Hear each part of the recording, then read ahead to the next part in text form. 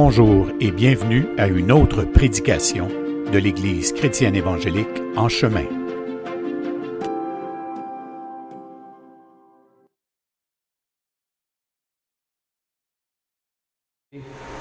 De me faire connaître le pardon en Jésus-Christ. Donc, dans cette fausse perspective de la grâce, cette grâce me conditionne éventuellement à banaliser des comportements médiocres. Et pas nécessairement de péché, ça peut être ça, mais je veux dire des comportements médiocres. L'idée, c'est que sous la grâce, on est sous la grâce, qu'est-ce que vous voulez. C'est que là, on se défend du temps où on était, on dirait, sous la loi. Sous la loi, il y avait des exigences très élevées et c'était très, très compliqué sous la grâce. Et là, on est sous la grâce. On n'est plus sous la loi, on est sous la grâce. Donc, c'est comme s'il n'y avait plus de standards. Il n'y avait plus... c'est juste... Et c'est là que la grâce, je pense, dans le sens où Paul l'enseigne, la grâce finit par devenir une vaine grâce.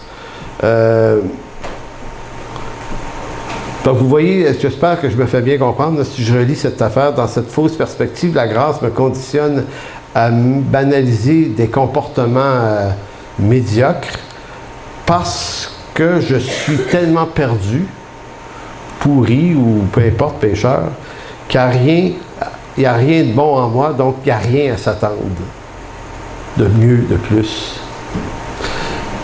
Maintenant, qu'est-ce que dit l'Écriture sur ce jugement-là ou cette déclaration-là? Elle dit exactement le contraire. Et c'est là que c'est la beauté de découvrir la grâce dans cette perspective. Et là, je ramène un texte qu'on a vu dans les dernières semaines.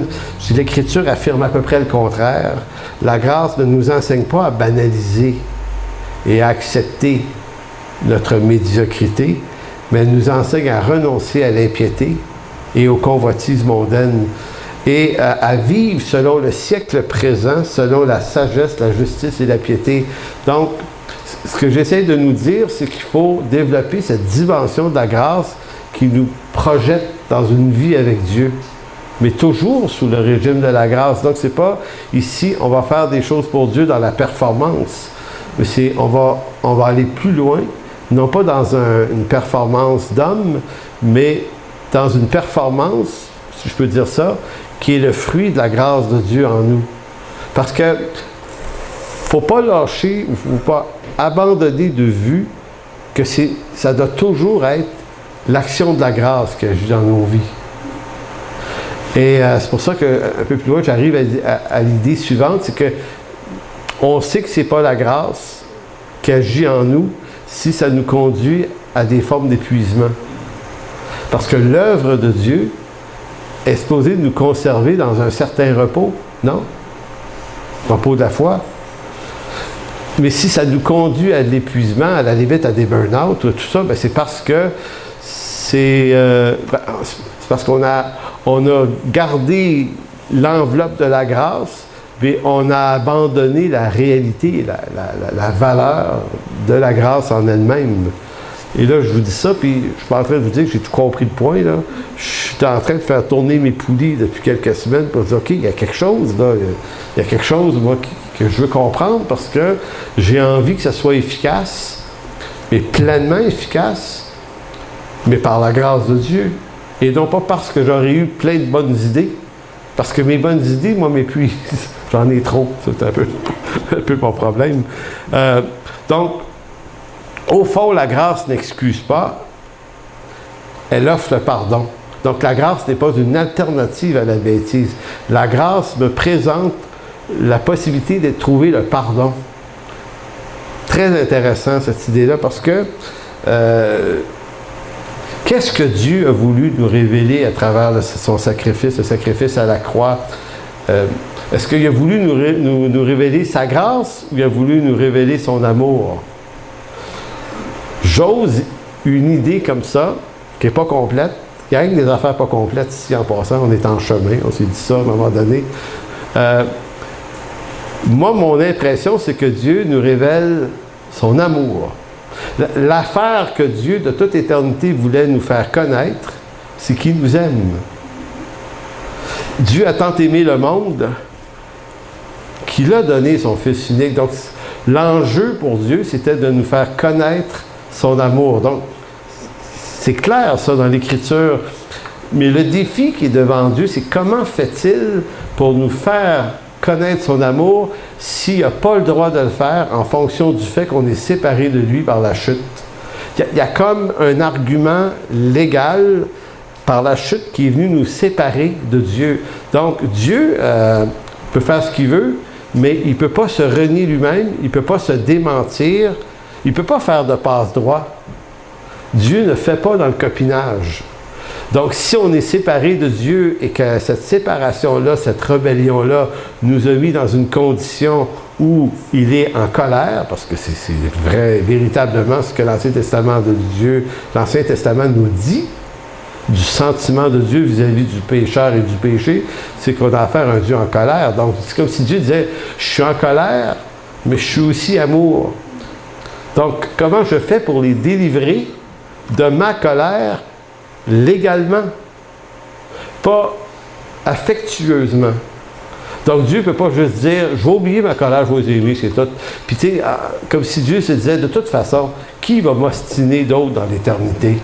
Je suis Dieu, je peux bien faire ce que je veux. Sauf que Dieu ne fait pas ce qu'il veut, au sens où Dieu ne peut pas renier ce qu'il a déjà dit. Parce que Dieu n'est pas un menteur. Fait qu'il n'y a pas besoin de témoins comme quoi il n'est pas un menteur, il n'est juste pas un menteur. Ça ne fait pas partie de sa nature de mentir, de manipuler et de faire des passe-droits, de trouver des raccourcis. Donc, il est obligé de prendre sur lui la colère qui nous était destinée. C'est ça l'Évangile. Dieu a détourné sa colère de nous en la tournant contre lui-même, en se faisant homme, lui mourir sur la croix, et ainsi, il a légalement le droit de nous aimer parfaitement. Maintenant, où est la grâce dans tout ce schéma-là? Il faut la placer quelque part, parce que sa grâce, ça m'apparaît être la chose qu'il fait en nous donnant le salut. Donc, on est sauvé par pure grâce en vue d'être aimé par lui librement. Ça fait-tu du sens? En tout cas, ça a besoin d'être travaillé un peu, mon truc, mais ça s'en vient. On va en chemin. Donc, je vous dis ça parce que l'œuvre du salut nous amène cette présence de Christ dans nos vies et avec Christ, cette grâce qui non seulement nous pardonne et nous sauve, mais maintenant nous instruit aussi à renoncer à l'impiété, donc à vivre dans le siècle présent selon la sagesse, la justice et la piété. Donc, Paul est en train de dire... il y a comme une médiocrité qui peut disparaître.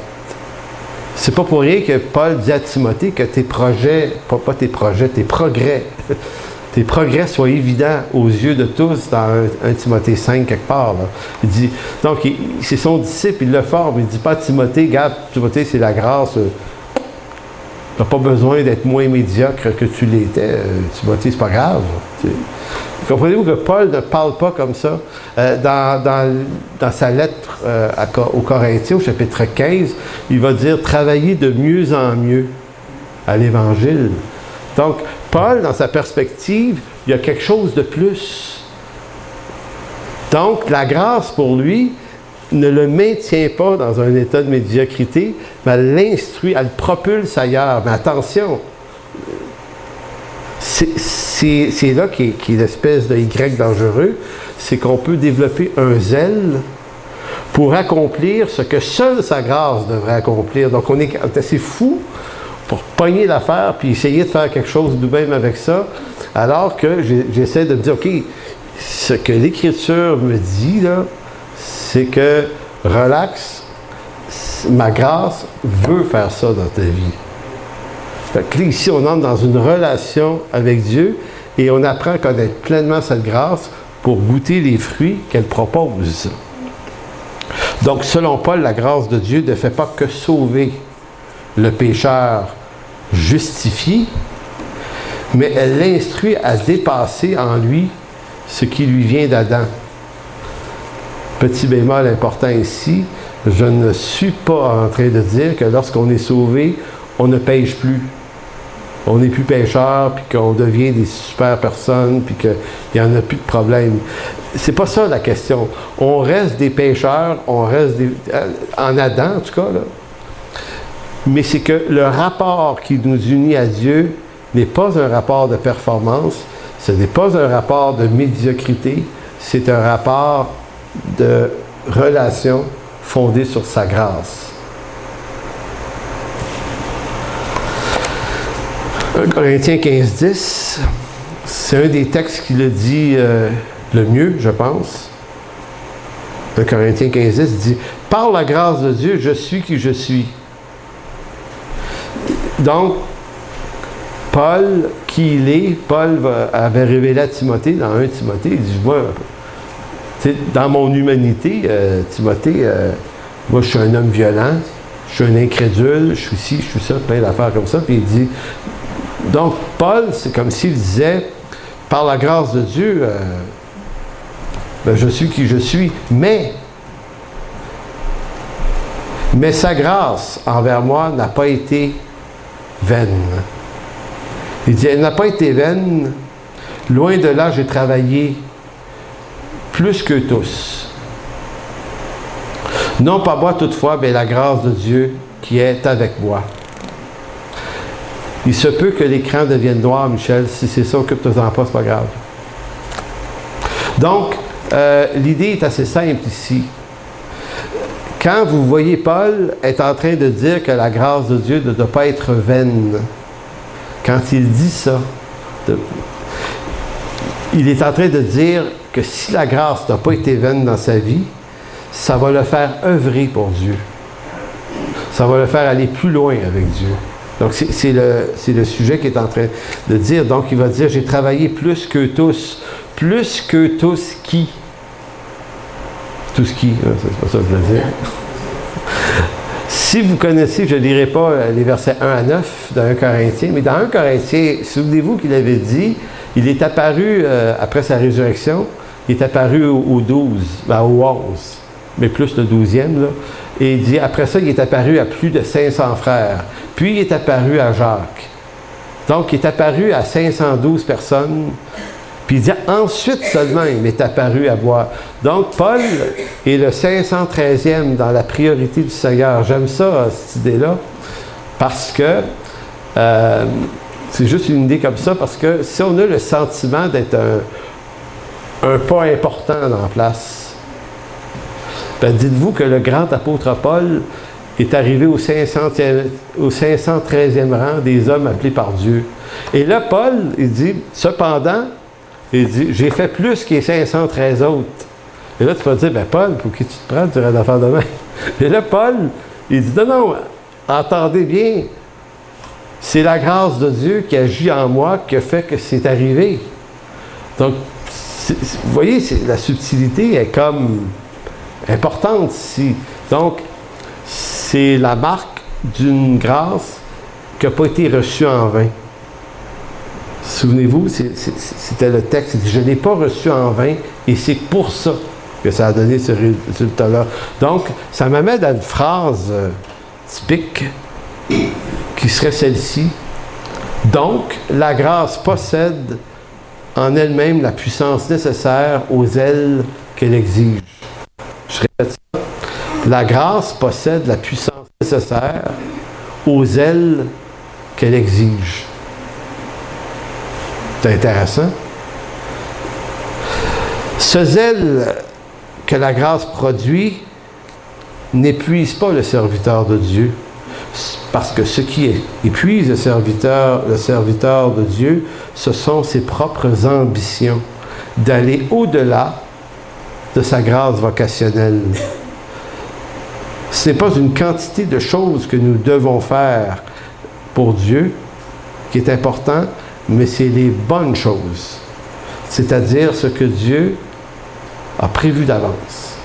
Et là, ça touche notre 20e siècle. En fait, on est rendu au 21e siècle, je pense.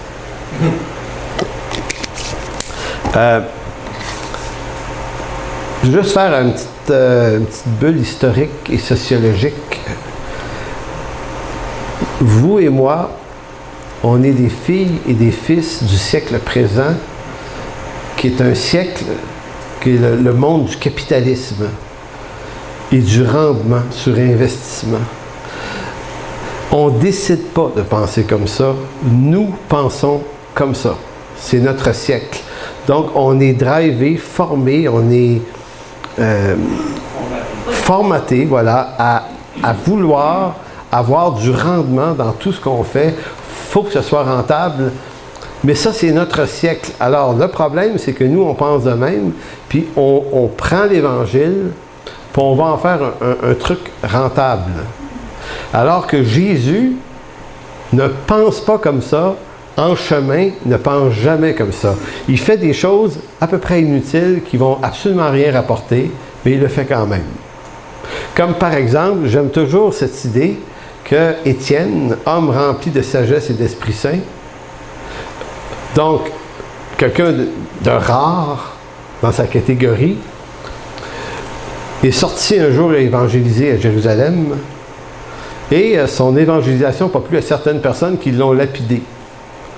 Et moi, en tant que capitaliste, inconscient et involontaire, mais qui l'est quand même, je lis ça, puis je me dis, Seigneur, je ne comprends pas.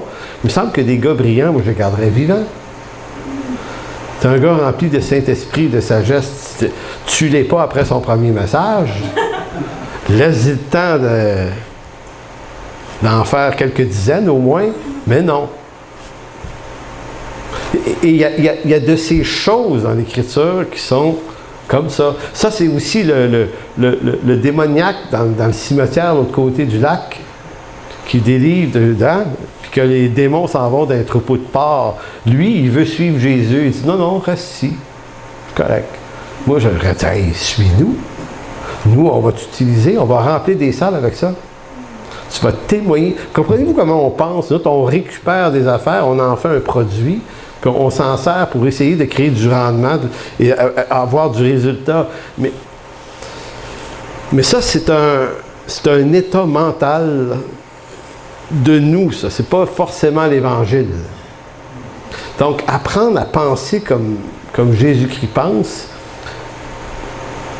il faut un renouvellement de l'intelligence. Donc, c'est comme s'il fallait se sortir de nos réseaux d'intelligence de notre siècle, comment on a appris à penser et à raisonner, puis réapprendre à raisonner comme lui raisonne, parce que lui, il ne raisonne pas comme nous. Et c'est probablement une des raisons de plusieurs de nos échecs, je dirais, spirituels. Donc, c'est pour ça que je dis, le zèle que la grâce veut produire dans nos vies n'est pas supposé de nous épuiser. S'il nous épuise, c'est parce qu'on a fait d'autres choses avec. Donc, ce qui nous épuise, c'est nos projets, c'est nos ambitions, parce que, étant fils et filles de ce siècle, on va essayer de produire quelque chose avec ça. Et pendant qu'on essaye de produire plein de choses avec ça, ben on s'épuise parce que Dieu est en train de te dire regarde, épuise-toi, je vais pouvoir te parler après, là, parce que tu es trop occupé pour m'écouter en ce moment. Tu es tellement occupé à réussir des choses. Puis moi, je m'en souviens, là. Écoutez, aller en Afrique, aller en Haïti, je m'occupais d'une école biblique, je m'occupais d'un band de musique, je m'occupais d'une église, et je sais, le comptoir alimentaire, on faisait tellement d'affaires, moi et Eric, là, on faisait tellement d'affaires, on faisait tout. Fait que tu rentres au bureau le matin, le lundi, tu rentres stressé, parce que tu as une liste. Avant de pouvoir faire du travail pour l'Église, tu as comme une liste de trucs à épuiser qui t'épuisent avant de rentrer. Et là, ça n'a pas de bon sens. Donc, je propose l'idée que l'œuvre de Dieu n'est pas supposée nous épuiser. Donc, ce n'est pas une quantité de choses auxquelles Dieu nous appelle. Il nous appelle à certaines choses. Comme par exemple, il a appelé Étienne à prêcher un message. C'est tout. Tu t'en viens me rejoindre après.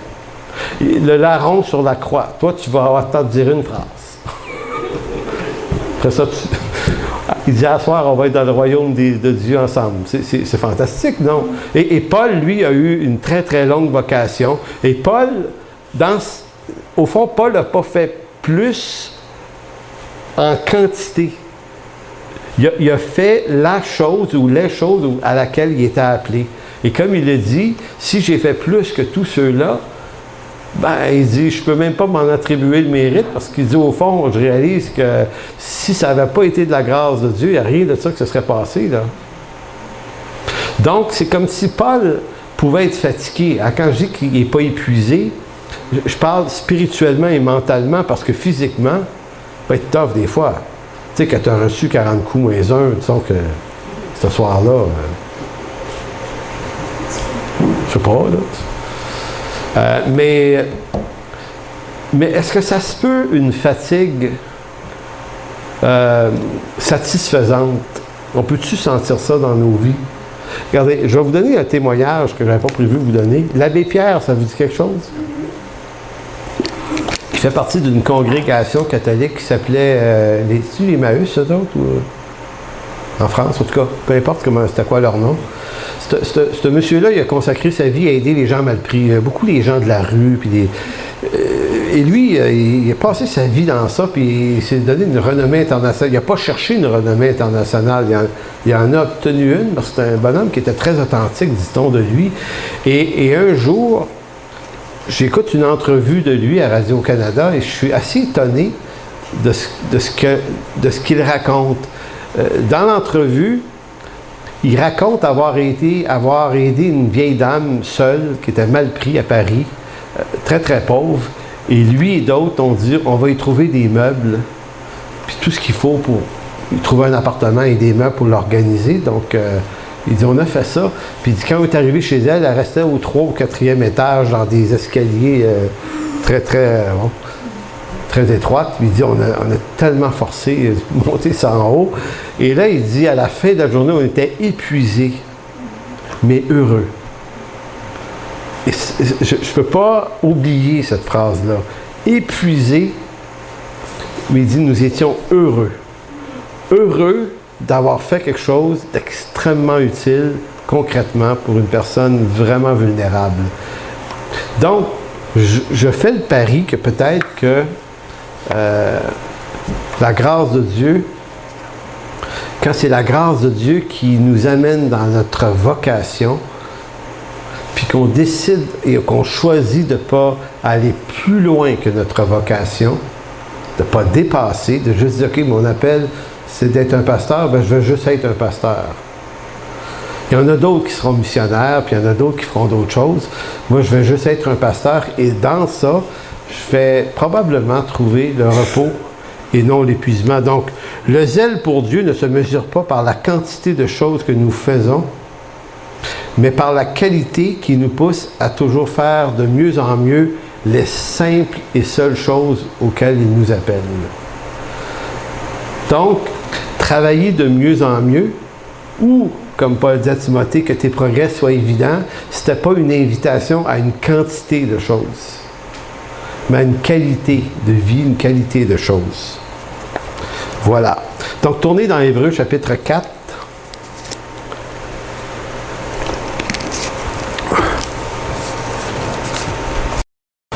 Là, en ce moment, j'essaie d'apprendre à ne pas me balancer de même. Parce que quand je me regarde sur le film, j'ai l'air d'un pendule.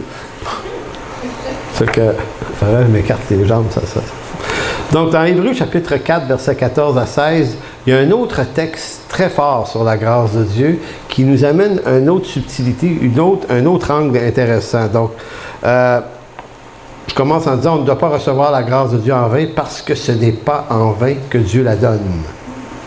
Très important. On ne doit pas la recevoir en vain parce que ce n'est pas en vain que lui, dans son intention, nous la donne. En fait, la grâce de Dieu n'est pas vaine dans la façon qu'il nous la donne à cause du prix qu'elle a coûté au Père. Le prix de la grâce, c'est quoi? Le Fils de Dieu crucifié à la croix. Donc, il y a un rapport intéressant à comprendre sur l'intelligence de la grâce. Je ne peux pas prendre cette grâce-là inutilement. Il faut que je la prenne au sérieux, dans le sérieux du prix que Dieu a payé pour me l'obtenir. Or, ce prix payé à la croix et la grâce qui nous advient de ce sacrifice ne saurait être vainement méprisé comme juste un bon deal, là, pour moi. C'est pas un bon deal. Là.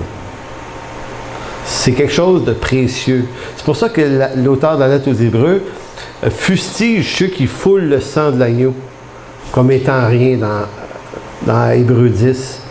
C'est comme, tu peux pas faire ça.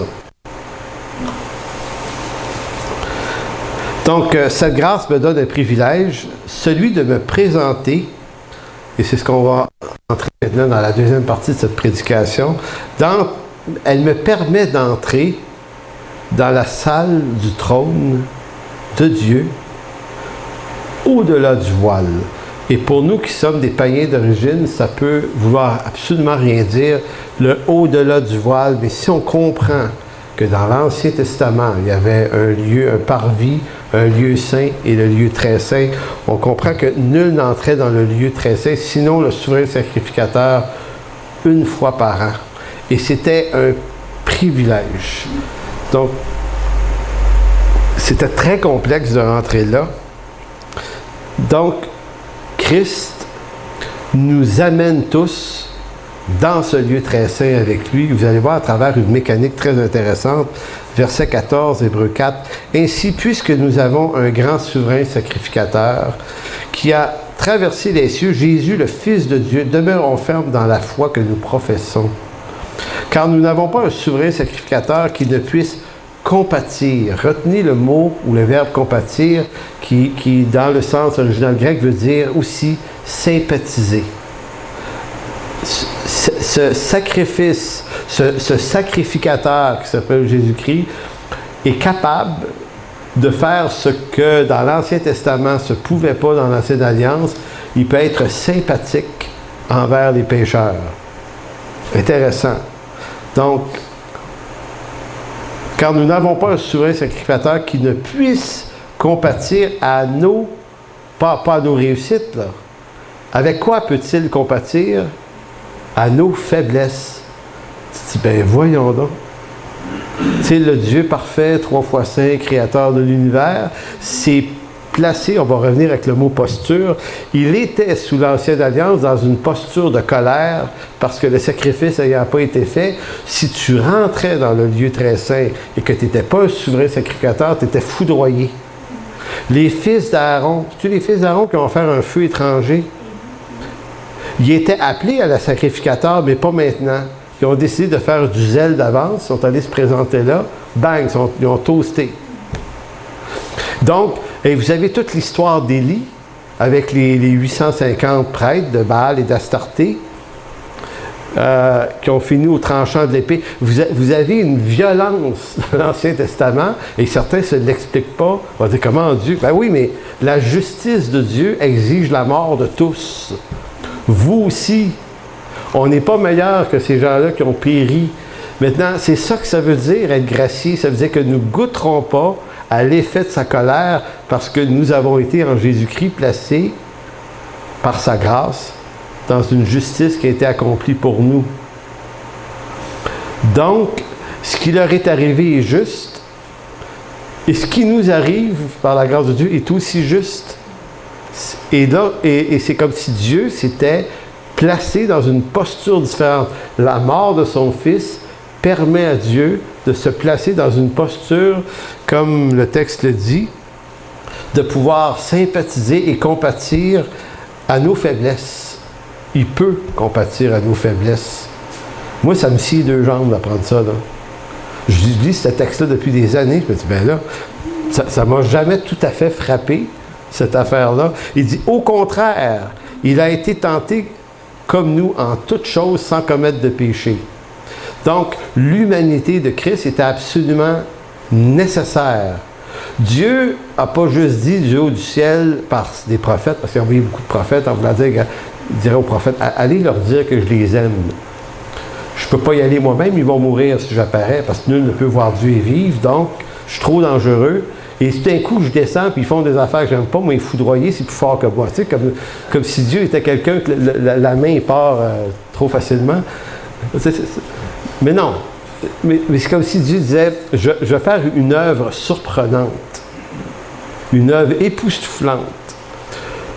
Je vais venir et je vais être comme eux. Emmanuel, Dieu parmi nous, dans un corps d'homme. Et je vais vivre toutes les tragédies de cette humanité. Je vais les vivre. Je vais les traverser. Je vais savoir ce que c'est que d'avoir faim et jeûner 40 jours. Donc, je su ce que c'était avoir faim.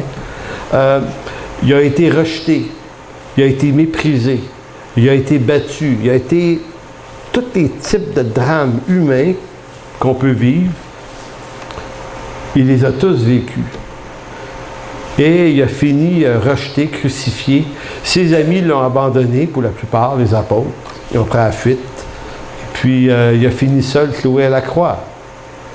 Donc, en Jésus-Christ, tout le drame humain est là.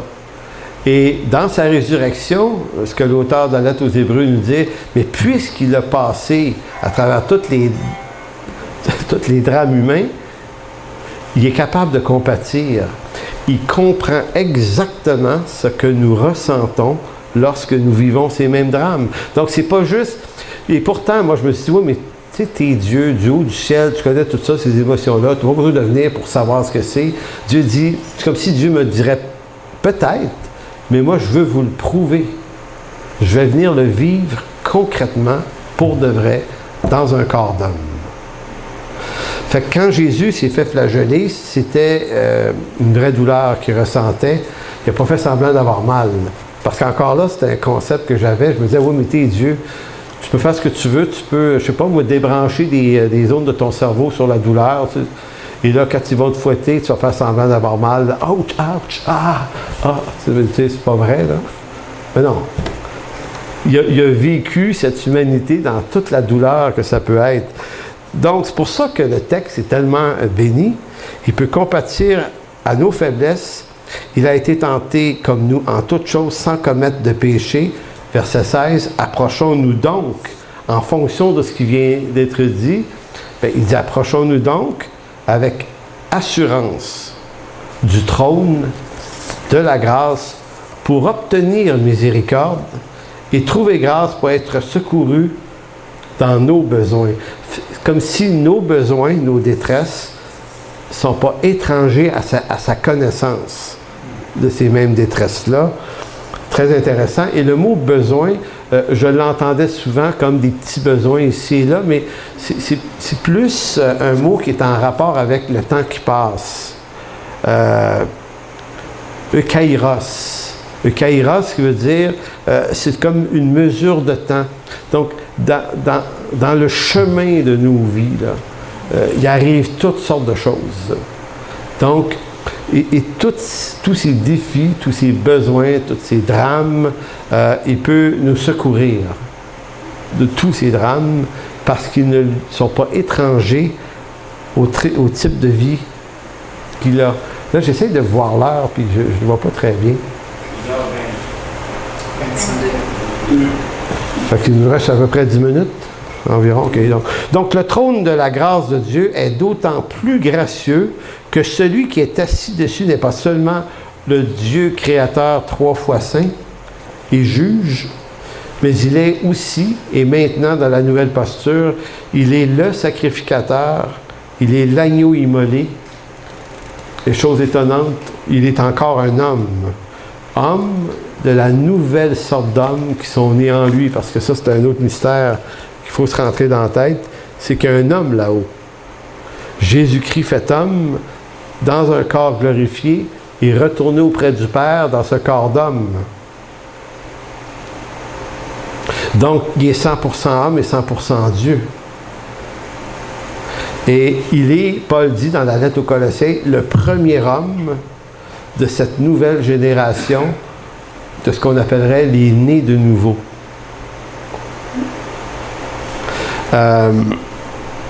C'est intéressant parce que Jésus culmine en lui tous les ministères de l'Ancien Testament, sacrificateur, sacrifice à la fois. Donc, il est également le roi. C'est pour ça qu'on dit qu'il est un sacerdoce royal, donc il n'est pas juste un sacerdoce, une prêtrise. Il culmine le sacerdoce et la royauté en lui. Donc, tout l'Ancien Testament pointe vers Jésus-Christ. Il est l'accomplissement de toutes choses. Apocalypse 5 disait, ne tournez pas là, « À celui qui est assis sur le trône et à l'agneau soit la louange, l'honneur, la gloire et la force au siècle des siècles. Donc, toute la perspective du rapport de Dieu à l'homme est complètement transformée par la croix de Christ, et c'est dans cette envergure-là qu'on existe. Je vais terminer en vous faisant tourner dans un texte, Hébreux 6,16.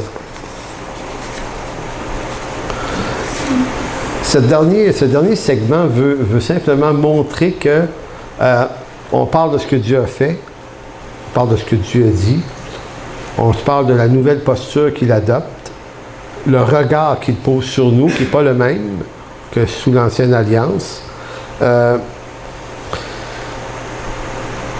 Et l'erreur qu'on pourrait faire, ce serait de penser que tout ça est du domaine du ressenti. Dieu le dit, donc il le dit, c'est vrai. Et c'est vrai que c'est vrai quand que Dieu dit quelque chose, la chose est vraie. Mais tout à l'heure, je vous disais que Dieu, pour le prouver, a décidé de se faire homme puis de venir le vivre. Donc, son humanité veut vraiment dire quelque chose de plus dans le message qu'il nous adresse dans son amour. Mais il n'y a pas que ça. C'est que Dieu, je vous disais tout à l'heure qu'il y a de la législation, il y a de la légalité dans ça. Dieu, dans l'Ancien Testament, ou si on veut, dans sa condition éternelle, ne peut pas légalement nous pardonner à moins de prendre notre place à la croix. Donc, c'est une question de légalité, c'est législatif cette affaire-là. Et c'est ce que l'auteur de la lettre aux Hébreux tente de nous dire. Si vous connaissez la lettre aux Hébreux, c'est une lettre unique, parce que celui qui l'a écrit, certains pensent que c'est peut-être Paul, parle pas de la même façon que dans les autres lettres. Dans les autres lettres où on parle à des païens, il ne peut pas rentrer dans les technicalités de la sacrificature dans l'Ancien Testament. Mais à des Juifs, il peut le faire. Donc ici, là, c'est comment expliquer l'Évangile à un Juif. Donc, c'est le seul livre qui dit que Jésus est le grand souverain sacrificateur. Aucun autre livre le dit dans le Nouveau Testament, ça. Donc, c'est un livre qui a son propre contexte. Et dans ce livre-là, c'est le seul livre qui nous parle du jeu des contrats, les alliances, comment Dieu a contracté les choses. Donc, c'est un peu comme s'il y avait du notariat dans ça. Un acte notarié. Et là, ça peut paraître étrange, mais c'est le vocabulaire qu'utilise l'auteur ici pour nous dire que l'amour et la grâce que Dieu nous fait, elle est contractée. De telle sorte qu'à travers un contrat, Dieu ne peut pas mentir. Parce que nous, entre nous, c'est ce qu'on a besoin des contrats. Il faut s'engager par contrat, parce que notre parole ne suffit pas. Dieu, lui, sa parole suffit, mais il va quand même pousser la hardiesse à faire un contrat. Donc, avant de lire le texte, je vous explique deux mots. Parce que dans ce texte-là, il va être question de résolution.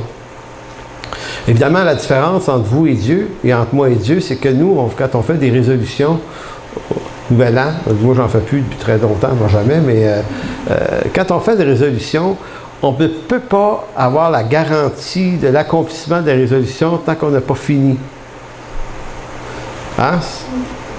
Donc, il n'y a rien de sûr tant que tu t'es pas rendu au bout. Dieu, lui, quand il fait une résolution, elle confirme ce qu'il a déjà réussi à décider. Donc, mais il prend une résolution pareille parce que ça, c'est un langage d'homme. Les hommes prennent des résolutions. Et dans l'Antiquité, lorsque deux hommes voulaient vendre un terrain, une maison ou une chose, ou des animaux, ou un contrat quelconque, et ça existe depuis très, très, très longtemps, c'est qu'on se présentait devant les nobles, les anciens du village, ou de la ville, ou de la cité, et on prenait à témoin des gens, et comme quoi je vendais à tel prix ma maison. Comme ça, l'entente n'était pas secrète entre deux personnes, il fallait toujours 2 ou 3 témoins. Très important, c'était pas juste vrai dans le monde hébreu, là, c'était vrai, c'était comme ça.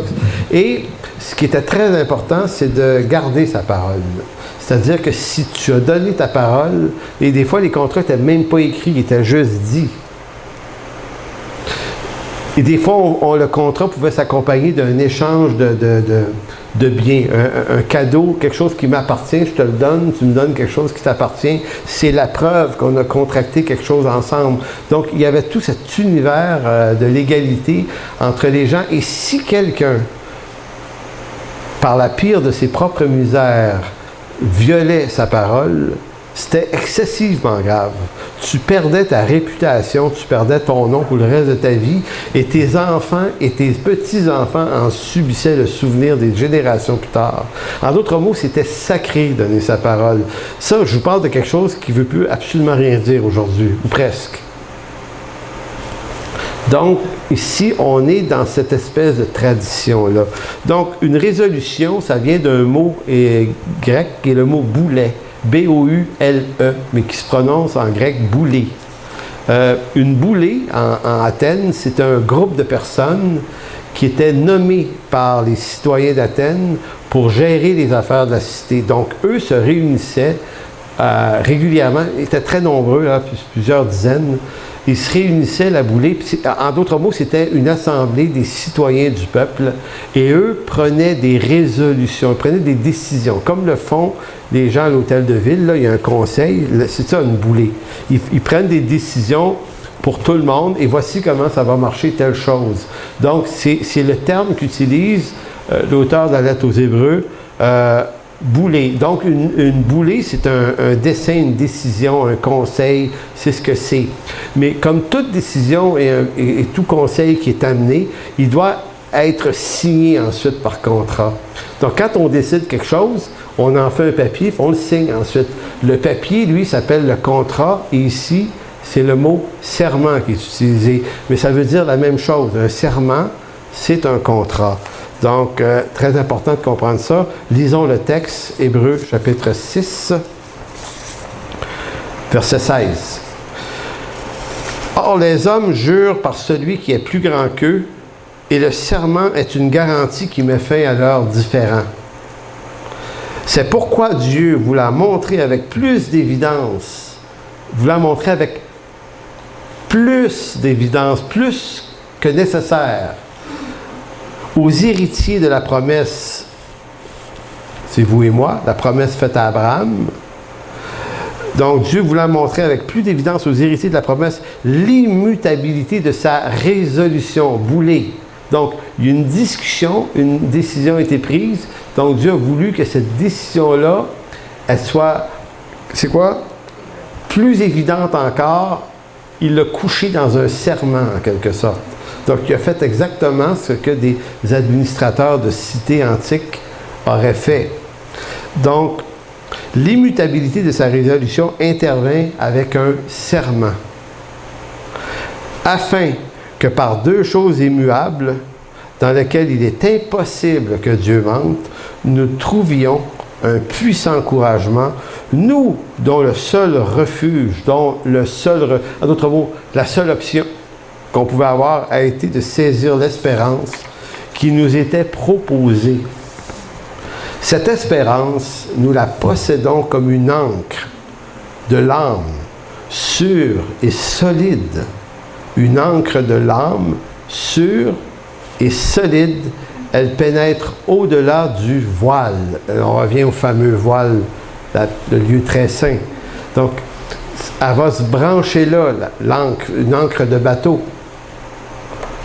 Là où Jésus est entré pour nous, comme précurseur, ayant été fait souverain sacrificateur pour toujours selon l'ordre de Melchisédek ou Melchisédek. Et je ne dirai pas qui est Melchisédek. S'il y en a qui s'intéressent, j'ai fait une capsule là-dessus il y a 2 ans. Fait que c'est pas le temps d'expliquer ça, mais si vous entendez le texte et que vous lisez ce texte-là tranquillement, c'est assez effrayant le nombre de choses qu'il dit. Parce que c'est comme si, dans ce texte-là, il n'utilise pas le mot grâce, mais il est en train de nous faire visiter ce qu'il y a sous le capot, le moteur. Comment ça marche en dessous de ça? Comment Dieu l'a rendu possible, cette grâce-là? Et c'est ça qui est la richesse du texte. Donc, notre espérance, là, je fais une autre phrase, je fais une autre chanson avec ça. Notre espérance, qui en nos âmes souvent incertaines, est comme la chaîne d'une ancre qui, d'un bateau partant de notre âme, se rend au-delà du voile, là où se trouve le trône de la grâce de Dieu. Je relis ça, parce que j'aime mes belles phrases. Un peu de vanité.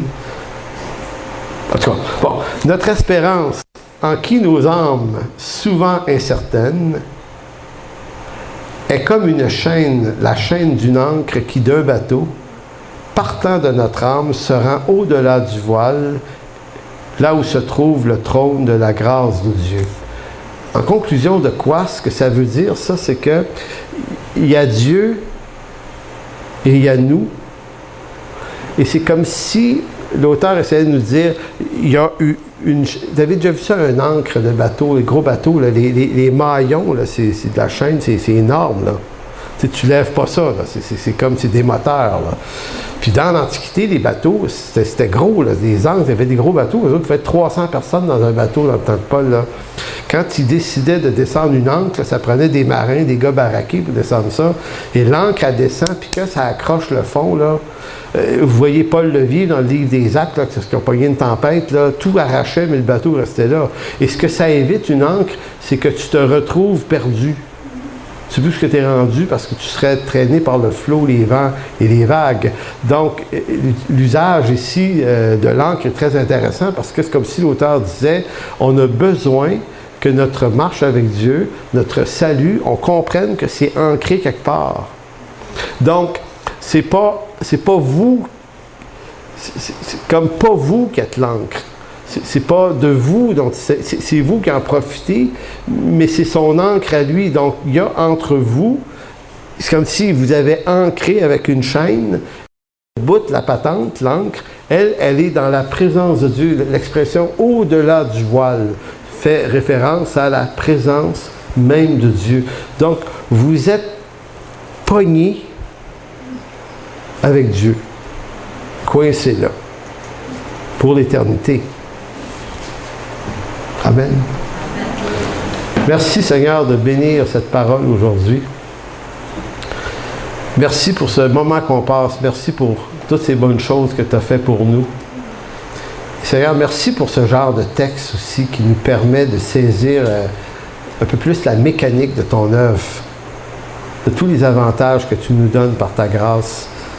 C'est vraiment béni, Seigneur. Alors merci.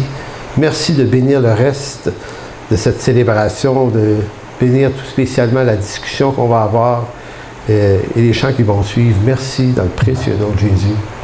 Amen. Donc, j'inviterai Guy. Pour toute information, n'hésitez pas à communiquer avec nous à info@église-en-chemin.com.